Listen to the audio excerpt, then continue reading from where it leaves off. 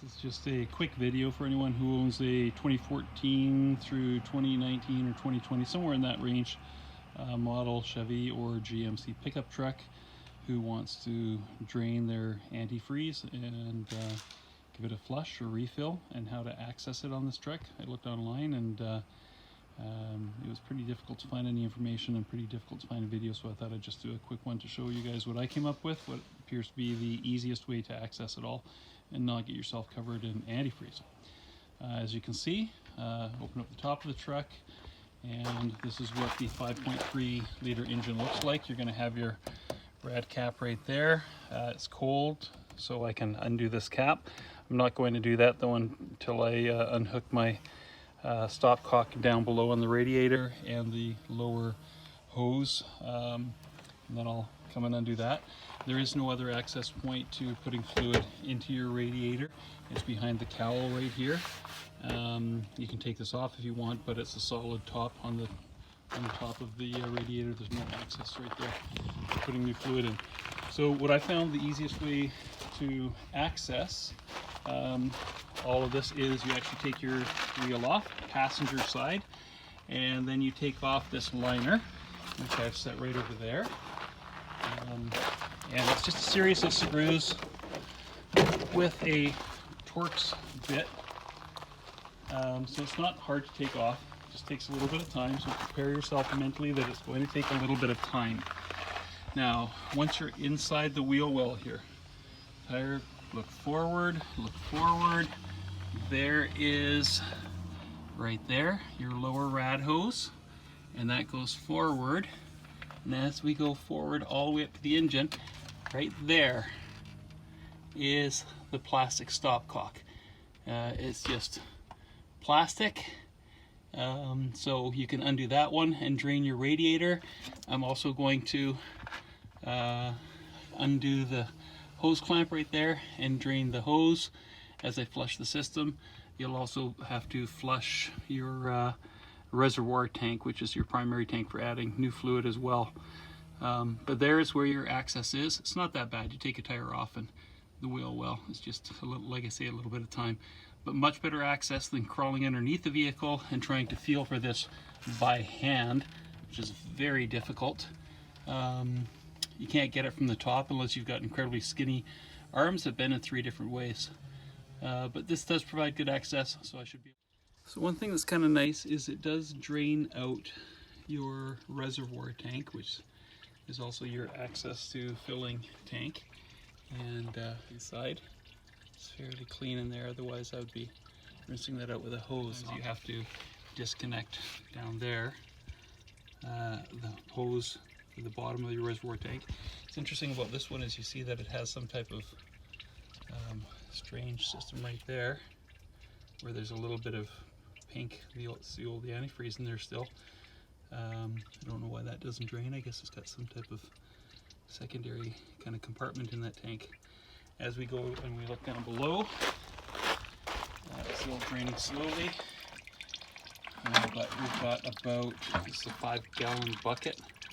So I've got fully a gallon and a bit there, probably close to 5 liters or just over a gallon. And of course this takes 16 liters or 4 gallons roughly.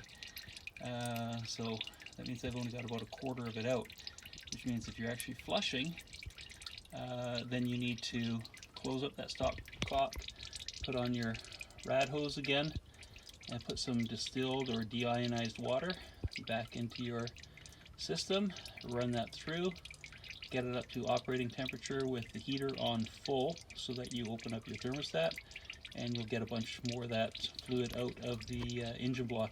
You're not going to get it all. There's all kinds of little pockets and stuff down there, but you will get the vast majority of it if you flush it like that.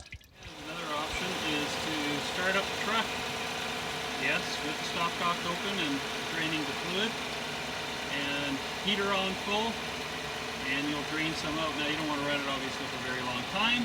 Just let its temperature get up a little bit. And that will help open up the thermostat and push out a bunch of that extra, so that you don't have to flush it as many times if your fluid is fairly clean like mine is.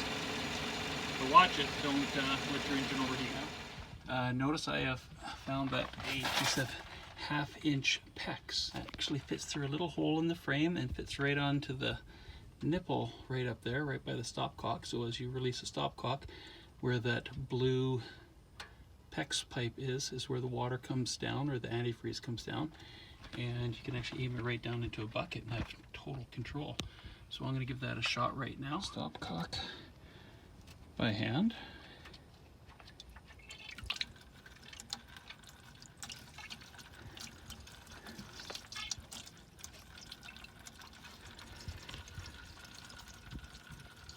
You see, it works pretty well. Just open a little bit right now. I'll have to open up the top as well. That was the first flush. That's the second flush. So the two comparison. And I've actually done a bit of a third flush now as well with some more distilled water. Closed off the stopcock, got that back on, and now I'm going to fill it up with the new antifreeze, because it seems to be coming out pretty clear, especially after this third smaller flush. Alright, I'm just putting back you can see I'm just putting this back in place now. You can see where everything goes in easily. There's your tab. Spot there. Right up a little bit higher. One-handed. And just in all these little spots, marked with a